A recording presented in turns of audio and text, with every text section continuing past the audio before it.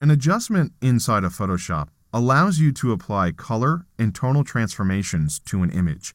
There's a couple different ways that you can apply adjustments inside of Photoshop.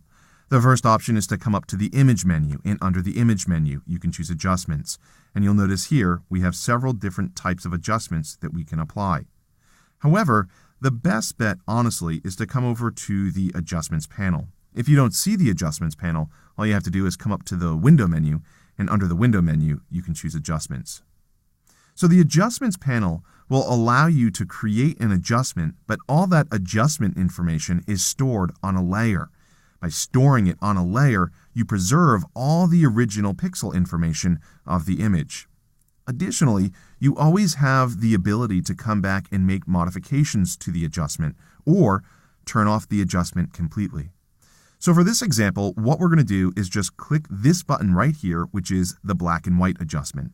What's nice about these little icons, if they don't make sense to you, you'll notice a label appears in the top left corner of the panel.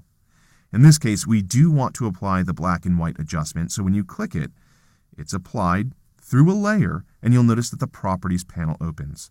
This Properties panel gives you the ability to make modifications to the adjustment so you get the exact look that you're aiming for.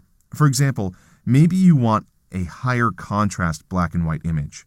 This building right here is red, so if we want this red building to appear darker, all we have to do is drag the reds slider to the left, and you'll notice all the red values within the image become darker. Because the adjustment layer is applied through a mask, you have the ability to control where this adjustment is actually applied to the layer underneath it. We know that white will show the adjustment in this case. If we paint with black, it will begin to hide the adjustment. So let's go ahead and take a look at how we can bring some of the color back within this image. What I want you to do is come over and choose the rectangular marquee selection tool and simply drag a rectangle around this building. When you do that, you want to fill it with black. You want to make sure that black is the background color. If that's the case, you can simply press the Delete or Backspace key on your keyboard, and you'll notice the color in this building is brought back into focus. I'm going to go ahead and deselect this. Now, there are some problems. I've reintroduced color with this tree and some of the leaves here, but that's not a problem. All you have to do is come over and choose the Brush tool, and with the Brush tool, you want to paint with white. In this case, I have a fairly large brush size, and in the interest of time, I'm going to create some pretty broad brush strokes to get rid of the color within this tree. In a real-world situation, you'd probably zoom into this and be a little bit more careful, but for right now, just to give you an idea as to what you can accomplish, I'm just going to paint over this tree, and you'll notice I'm desaturating the color values. And I can do the same over here.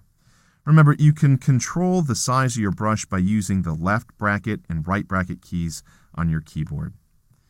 Now, if you paint with the opposite color, in this case, if you paint with black, and I can swap these colors by pressing X on the keyboard, so the background color is now the foreground color, I can start painting the side of the building, and by painting the side of the building, I'm reintroducing the color. So the adjustment layers inside of Photoshop give you the ability to apply color and tonal transformations to your images without harming the original pixel information. And because it's a layer, you can change the stacking order, you can turn the visibility on and off, and you can even come back and make modifications to the adjustment by clicking on this icon.